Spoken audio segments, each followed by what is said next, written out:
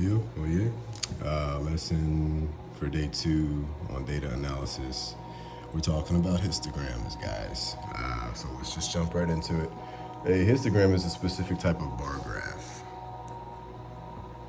And I've already worked through this, so excuse any previous scratchings that you guys can see.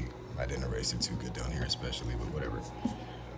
In which the data is divided into equal intervals.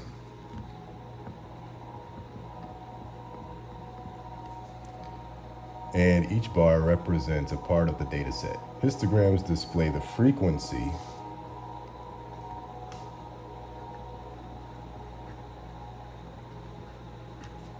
of an interval of data. All right, the biggest differences between a traditional bar graph and a histogram are, in a histogram, the bars represent an equal interval and should be the same width.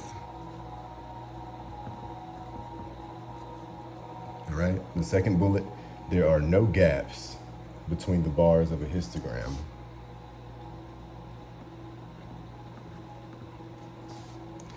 And when looking at a histogram, individual values cannot be determined.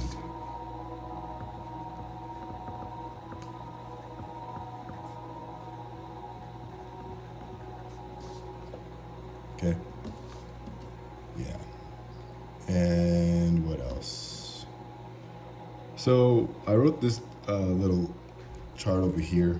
You don't have to write it, but it is kind of helpful. A normal bar graph is going to have gaps, and you're going to be able to measure specific points, whereas a histogram is written out in intervals. There are no gaps. Every bar is stuck together, and every bar is the exact same width. Yeah, they're equal widths because they're going to be equal intervals, and that'll be clear down here. The table shows the heights in inches of 6th grade students at a middle school. Create a histogram to represent the data. So down here, I'm going to use this table to answer my questions. The data is in intervals of what? Okay, intervals are always going to be these things, guys. Something through something, something dash something, something through something, something dash something. These are your intervals, all right? The data is in intervals of, oh, and these represent the heights, right? So 58 inches through 60 inches, 61 inches through 63. Well, I'm noticing that these are in intervals of 3, right? Each one covers about 3 inches. Right, so I'm just gonna say 3 inches over here. Intervals of 3 inches. All right, the height of 6th grade students, frequency and student height in inches is our x-axis. Okay, so this is our x-axis. This is our y-axis. Right here, they're asking us to create a histogram to represent the data. All right, so let's write out our student heights. They labeled it student heights, so all I have to do is go over to the student heights section and just get my numbers from there. Write really small, as small as you can here, guys. They didn't give us a lot of space, so 58 through 60, that's 3.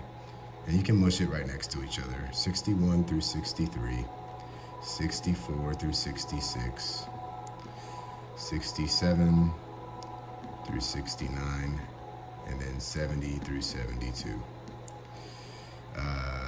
Okay, my highest value on this table is gonna be 18.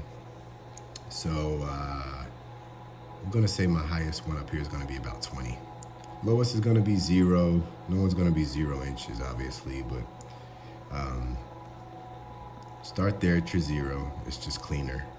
And then we can go up from there. It's 5, 10, 15. Yeah, so I can do it in intervals of 5, 10, 15, jumping up 5 every time, just 5 notches. Okay, and let's get started. So 10, and this, guys, I just, again, the highest number here is 18. I'm just making the highest number here 20, so I can fit my bars in here all snug. All right, nothing too complicated about that.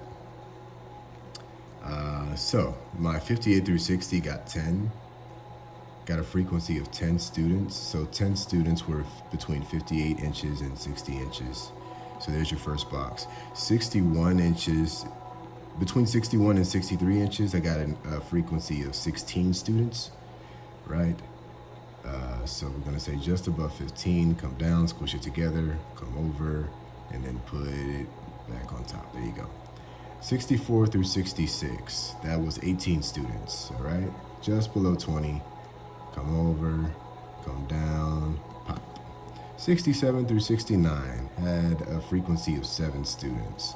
So let's say just a little, like a little under the 10, a little over the 5. Doesn't have to be an exact thing, guys. Alrighty. Okay. Through tables like these, well, let me just finish it out. 70 through 72 is 4. So this is the rarest because only 4 students exhibited a height of between 70 and 72 inches. So just under 5. Pop. All right. We can use bar graphs like this, or histograms like this, excuse me, to make distribution charts. This is how you get those funky looking like curve charts. Through these curve charts, you can use a bit more math to find more specific points of measurement. We're going to ignore that right now. Just know that this is where those line graphs come from, or in a way. So yeah, we'll do this together in class.